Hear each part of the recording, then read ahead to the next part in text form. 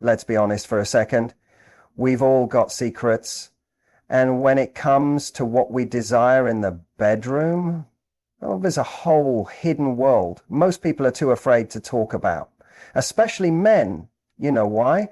Because we've been taught that to express certain desires is to risk being judged, shamed, or worse, misunderstood.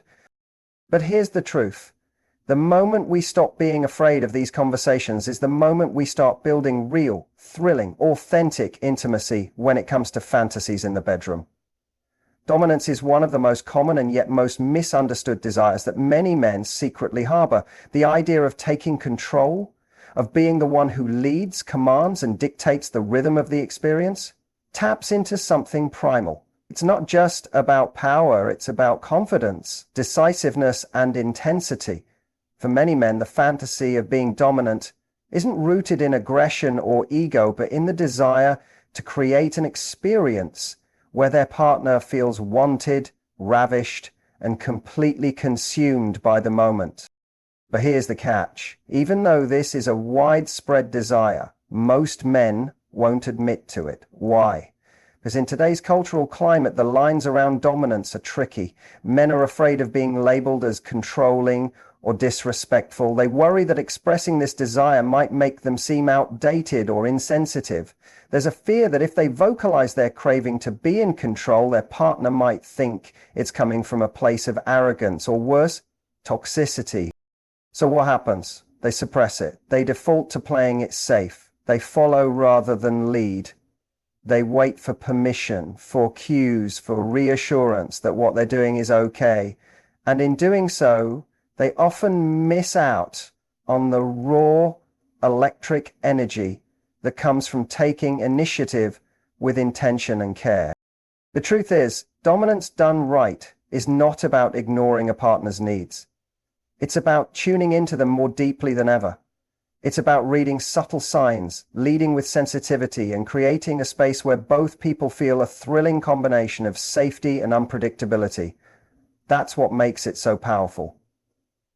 And ironically, the kind of dominance most men crave to express is less about control and more about presence, being fully there, fully engaged, directing the moment not to satisfy some ego, but to heighten the connection. Many men are waiting, sometimes unknowingly, for permission to express this side of themselves. But because it's rarely talked about in honest terms, they feel isolated in that want. They might joke about it, hint at it, or casually reference it in the form of a fantasy, but behind that humor or passing comment is often a very real desire to feel bold, confident, and capable of giving their partner an unforgettable experience. They want to feel trusted with that power. And they want to know that their partner not only accepts that side of them, but actually wants it too. Of course, it's not as simple as just flipping a switch. Many men have grown up in a world that punishes vulnerability and polices what's acceptable male behavior. So even though dominance is seen as a traditionally masculine trait, expressing it in the context of emotional intimacy, where feedback and sensitivity matter, feels like a risk. There's always a fear of going too far or not going far enough. While dominance is a fantasy many men have, the opposite, submission, is often even more taboo for them to admit. The idea of letting go, of being the one who follows rather than leads, can be deeply appealing, but it exists in direct conflict with how many men have been conditioned to see themselves. From a young age, most men are taught that strength means control, that masculinity is tied to authority, and that being in charge is not just expected, it's required. So the idea of surrendering, especially in the bedroom, feels like something they shouldn't even be curious about, let alone desire. But for many men, the fantasy of submission offers something they rarely get in their daily lives: the chance to relax, to release the pressure of performance, to trust someone else with the wheel. It's not about weakness, it's about freedom.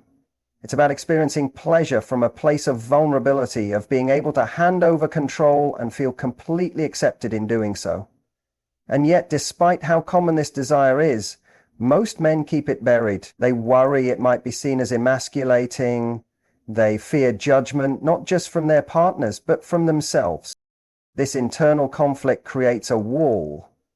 A man might fantasize about being tied up, about being told what to do, about being overpowered or teased, but he'll keep those fantasies to himself, not because he doesn't trust his partner, but because he doesn't trust the response he might get. He fears being seen as less of a man. He fears confusing his partner or breaking an image that he spent years trying to uphold. And so, instead of exploring a deeply human desire for surrender, he plays the expected role and pushes those thoughts to the back of his mind. What makes this even more complicated is the way submission has been gendered in mainstream culture. Men are rarely shown that they can be submissive and still be desirable, strong, or masculine. The media often associates submission with femininity, which creates a false binary that doesn't serve anyone. In truth, submission, like dominance, is just another form of connection, another dimension of intimacy. It takes immense trust and strength to say, "I want you to take control." And for many men, that experience can be incredibly powerful and healing. There's also a deep emotional layer to this. Submission isn't just physical, it's psychological. It can be a way for a man to feel truly seen and cared for, to experience attention and touch in a way that's gentle, nurturing, or even worshipful. In a world where men are so often expected to perform, to be stoic, to always be on, submission creates a rare space where they don't have to prove anything, where they can just be raw, open, exposed, and be met with acceptance rather than shame. One of the most overlooked desires that many men secretly carry is the craving for verbal affirmation in the bedroom. Not just praise in a general sense, but dirty talk, encouragement, and audible feedback that makes them feel wanted, desired, and powerful. While society often paints men as visually stimulated and less reliant on emotional cues, the reality is that words have a massive impact on their confidence and arousal.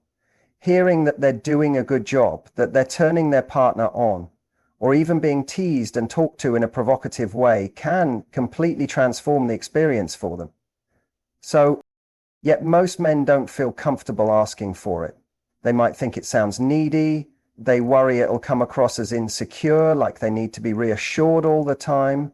And in a culture that tells men to be self-assured and always in control, asking for any kind of affirmation can feel like admitting weakness. So what do? They keep quiet. They focus on performing well, pleasing their partner, and hoping, without ever saying it, that they'll hear something, anything, that tells them they're desired. This silence leads to missed opportunities. A man might be putting all his effort into creating a pleasurable experience, but without verbal feedback, he's left guessing. He doesn't know if what he's doing is working, if it's exciting, or if his partner is just being polite. And even if she's loving it, if she doesn't express it in words, he may interpret that silence as indifference. That disconnect can slowly chip away at his confidence. It can make him hesitant, cautious, or less likely to take initiative next time. Verbal affirmation isn't just about ego, it's about connection. When someone speaks desire out loud, it adds another layer of intensity. It validates effort, encourages boldness, and builds trust. For many men, hearing a partner moan their name, say what they like, or give a little instruction is wildly arousing. It makes them feel chosen. It makes the experience feel collaborative rather than one-sided. And it lets them know they're not just going through the motions, they're creating something that's genuinely exciting for both people involved. But again, because men are conditioned to act like they just know what to do, they often don't feel entitled to ask for this kind of feedback. There's this hidden pressure to perform without needing direction, to somehow be an expert without any help. That's not only unrealistic, it's unfair. It keeps men in their heads disconnected from the moment and robs both partners of the deeper, more expressive intimacy that's possible when words are freely used and appreciated What makes this even more layered is the way dirty talk is sometimes misunderstood. It's not just about saying raunchy things. It can be playful, encouraging, appreciative, or even silly. The key is authenticity. Knowing that the words are real, that they're meant, and that they're coming from a place of desire rather than obligation. Role play is one of the most common fantasies men have, yet it's also one of the hardest for them to talk about openly. The desire to become someone else or to see their partner in a different role isn't about dissatisfaction, it's about exploration. It's about unlocking a different version of themselves that doesn't get to exist in everyday life. Whether it's the classic teacher-student dynamic, a stranger encounter, or something more unconventional, the idea of role play allows men to step out of their routine identity and into something raw, bold, and uninhibited. But admitting this desire comes with baggage. A man might fear being seen as weird or immature. He might worry that if he shares a specific fantasy, his partner will misinterpret it as a reflection of real-life desires, or worse, assume it means something's lacking in the relationship. So instead of opening up about it, he keeps it hidden, maybe even locked behind humor or casual comments. He might say something like, "Wouldn't it be funny if," just to test the waters, but rarely will he fully say what he wants to try. This hesitation stems from a deeper fear of judgment. Roleplay often involves vulnerability, especially emotional vulnerability. To admit that you want to play a character, follow a script, or explore a specific fantasy is to show a side of yourself that you usually keep tucked away. It's personal, it's imaginative, and it's often charged with meaning. For men who have been taught to avoid emotional exposure, even in sex, roleplay can feel like a risk they're not sure they're allowed to take. What makes roleplay so powerful is that it creates a break from reality, a temporary suspension of the usual rules and expectations. In this space, men can be bolder, rougher, softer, more expressive, more vulnerable, whatever the role calls for. And in doing so, they often get to explore parts of their sexuality and personality that they've never felt safe expressing in real life. It's not about escaping their partner, it's about escaping the limitations of how they think they're allowed to behave. For many men, the appeal of roleplay also lies in the creativity it brings into the bedroom. It adds anticipation, mystery, and an element of surprise. It allows for storytelling, teasing, and a kind of playful tension that builds excitement in ways that traditional sex sometimes can't. It's not that they don't enjoy the usual ways of connecting, it's that adding this layer of imagination makes things feel more alive. It opens the door to shared fantasies, co-created experiences, and a deeper sense of fun. Still, despite how common these fantasies are, most men stay quiet about them. They don't want to feel silly, they don't want to be told they're asking for too much. So they wait, hoping their partner will bring it up first, or that the right moment will just magically happen. But that moment rarely comes unless someone is brave enough to start the conversation. For many men, the idea of using toys, props, or introducing new sensory elements into the bedroom is both exciting and intimidating. There's a curiosity about what it would feel like to go beyond the basics, to explore textures, sensations, and tools that can heighten pleasure in ways they've never experienced before. But with that curiosity often comes hesitation. Because despite the widespread availability of toys and erotic accessories, a lot of men still secretly associate them with shame, inadequacy, or the fear that needing extra help somehow makes them less competent lovers. This belief is deeply rooted in cultural conditioning. Men are often taught that their bodies are supposed to be the ultimate tool, that if they can't satisfy their partner with just their hands, their mouth, or their body, then they've failed. So, introducing toys into the equation can feel like admitting defeat, even when the real truth is the exact opposite. Toys aren't replacements. They're enhancements. They're about variety, creativity, and shared discovery. But the stigma still lingers, especially for men who fear they'll be seen as inexperienced, kinky, or dependent. This internal conflict keeps a lot of men from voicing what they're curious about. Whether it's trying a blindfold, experimenting with a vibrator, or using restraints, The desire is there, but the words never leave their mouth. Instead, they silently wonder if their partner would ever bring it up, or if it would be too awkward to introduce something new. They might scroll past a toy online or glance at something in a store and quickly dismiss it, telling themselves it's not for them, even though a part of them is intrigued. Another layer to this is the pressure men feel to always be the initiators, the planners, the ones who know what to do. So when it comes to sensory exploration, they may worry they'll get it wrong, or that it'll backfire if their partner isn't into it. That fear of rejection, of being laughed at or looked at sideways, is powerful enough to shut down even the strongest desires.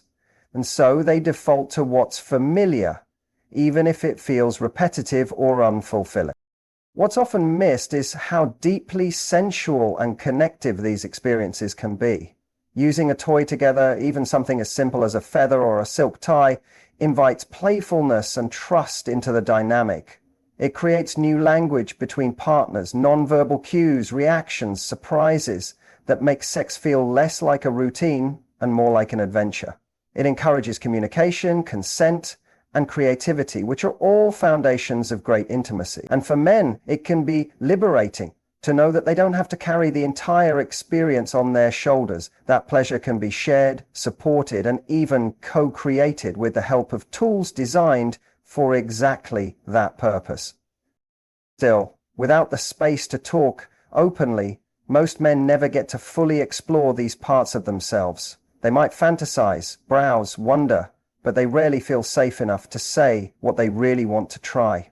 Emotional vulnerability is one of the most misunderstood aspects of male sexuality, and yet it's something many men deeply crave in the bedroom. While there's a common stereotype that men only want physical release or visual stimulation, the truth is that a significant number of men long for a deeper emotional layer of connection when they're intimate. They want to feel seen, appreciated, and safe enough to let their guard down. They want to be touched not just on the body, but on the heart. But very few of them will say this out loud.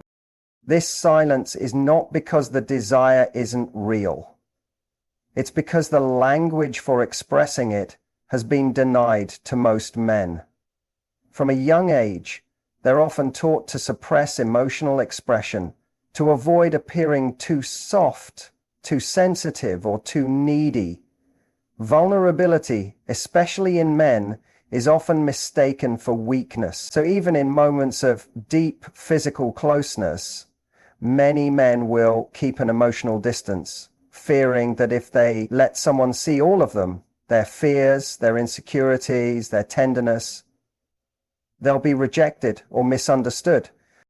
In the bedroom, this manifests as a kind of emotional holding back. A man might crave a moment of softness after sex, a gentle touch or an affirming word, but instead he'll roll over, stay silent, or brush it off with humor. He might want to ask for reassurance or admit to feeling nervous or unsure, but he'll stay quiet to protect his pride. And what gets lost in the process is not just emotional satisfaction, but also the depth of connection that true intimacy offers. The irony is that many men associate sex with the only safe space they have to feel deeply. Physical intimacy becomes a doorway to emotional release, but only if it feels safe enough to walk through. For some men, the act of being truly vulnerable in bed, letting their partner see them emotionally naked, is more terrifying than physical exposure. It requires trust. It requires softness. And in a world that constantly pressures men to be strong and stoic, that kind of softness can feel like a dangerous risk. There's also a desire to be accepted in all their complexity, not just as performers or providers, but as human beings with emotional needs. A man might fantasize not just about the sex itself, but about being held afterward, about hearing that he's enough, that he's wanted, beyond what he can do or give. He might want to cry and not be seen as less of a man for it. He might want to open up about past experiences, insecurities, or things he's never said aloud, but he'll often wait until it's absolutely safe, and even then he might still hold back. When emotional vulnerability is welcomed in the bedroom, It transforms the experience. It deepens trust, strengthens connection, and makes both partners feel more grounded and appreciated. But until men are given the permission and space to explore this side of themselves without judgment, most will keep that need tucked away, hidden beneath the surface of their desire.